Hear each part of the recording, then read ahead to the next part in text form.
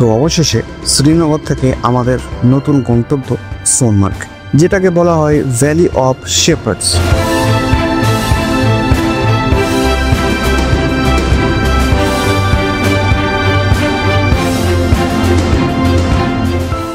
তো সকাল সকাল আমরা বেরিয়ে পড়লাম শ্রীনগর থেকে। হোটেল থেকে বেরোতেই চারিপাশটা ছিল একেবারে ফ্রেশ আর কুয়াশায় ঢাকা। গাড়িতে চেপে আমরা চললাম 80 কিলোমিটার দূরের সোনমার্গের দিকে। রাস্তার দুপাশে সবুজ গ্রাম, পাইন গাছ, ছোট ছোট বাজার। সত্যি বলতে কি, শ্রীনগর থেকে সোনমার্গ পুরো পথটাই যেন এক আলাদা অভিজ্ঞতা। কিন্তু খালি পেটে তো বেশিক্ষণ বসা যায় না, তাই মাঝপথে আমরা থেমে গেলাম এক দোকানে গরম গরম কাওয়া চা আর সাথে কাশ্মীরি ব্রেকফাস্টের জন্য। ভ্রমণের আসল আনন্দ কিন্তু লুকিয়ে আছে এই বিরতিতে। যতই আমরা সোনমার্গের দিকে এগোচ্ছি ততই লিডার নদীর শব্দ কানে আসছে। এই নদীটাই হলো সোনমার্গের একমাত্র প্রাণ। গাড়ির এক পাশে নদীর স্বচ্ছ জল, আর এক পাশে বরফে ঢাকা পাহাড়। এক কথায় স্বপ্নের মতো দৃশ্য। কখনো দেখছি শুধু গ্রিন ভ্যালি, আবার কখনো বরফে মোড়া পাহাড়। এমন কিছু রাস্তা দেখলাম যেটা দেখে মনে হচ্ছে এই রাস্তা চলে গেছে স্বর্গের দিকে, বড় বড় হিমালয়ের দিকে। যত এগোচ্ছি ধীরে ধীরে দুপাশের সিনারি পুরোটাই চেঞ্জ হয়ে যাচ্ছে, আর চারপাশে বরফের স্তূপ দেখা দিতে শুরু করেছে। এখানে দু একদিন আগে এতটাই স্নোফল ছিল যে রাস্তা পুরোপুরি বন্ধ ছিল, আর তাই এখানকার লোকাল ওয়ার্কাররা এই বরফ কাটার কাজ করে চলেছে। অবশেষে প্রবেশ করলাম আমরা সোনমার্গে। এখন চারিদিকে শুধুই গ্লেশিয়ার।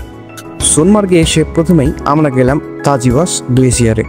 এখানে বলে রাখি কিভাবে তোমরা তোমাদের অ্যামাউন্ট সেভ করতে পারবে।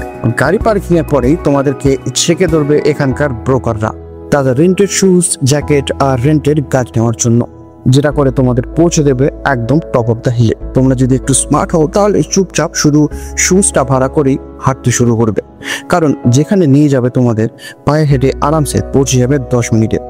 না হাঁটতে চাইলে 2-3 হাজারের গচ্ছা। অনেক টুরিস্ট আছে যারা পায়ে হেঁটেই উপরে যাচ্ছে।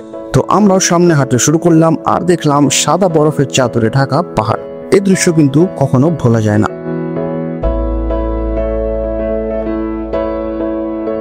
ফাইনালি আমরা পৌঁছলাম উপরে।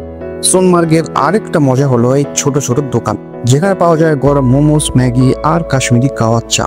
আর এই ক্লান্তি দূর করার জন্য মার্কেট থেকে 10 টাকা বেশি রেট দিয়ে নিয়ে নিলাম গরম গরম কাওয়া চা। উপরে এসে প্রায় 2-3 ঘন্টা থাকার পর আমরাও এবার নামতে শুরু করলাম। এবার পালা শ্রীনগর হোটেলে ফেরা। হোটেলের ডিটেলস জানতে চাইলে অবশ্যই আমাদের কাশ্মীর সিরিজের বাকি ভিডিও চেক আউট করতে পারো। ফেরার সময় সূর্যের আলো যখন বরফে ঢাকা পাহাড়ে পড়ছিল, পুরো দৃশ্যটা সোনার মতো ঝলমল করছিল। আর তখন সত্যি মনে হলো এই জন্যই এর নাম সোনমার্গ। ফেরার পথে রিটার নদীর জল দেখে লোভ সামলাতে পারলাম না, আর তাই এই ঠান্ডাতেও নেমে পড়লাম নদীর জলে। স্পর্শ করলাম এই ঠান্ডা জল, আর ভাবছিলাম যদি গ্রীষ্মকালে আসতাম তাহলে নিশ্চয়ই একবার স্নান করার চেষ্টা করতাম। তো এভাবেই আমাদের দিনের সোনমার্গ ভ্রমণ শেষ হলো। যদি তোমাদের কাশ্মীরে আসার সুযোগ হয় তাহলে কোন ভ্যালিতে আগে যাবে, সোনমার্গ, গুলমার্গ নাকি পেহেলগাম, জানাতে বলো না কমেন্টে। আর হ্যাঁ, সামনে আসছে আরো ট্রাভেল ব্লগ, তাই সাবস্ক্রাইব করে জুড়ে থাকো চ্যানেলের নতুন ভিডিওসের জন্য। দেখা হচ্ছে নেক্সট ভিডিওতে।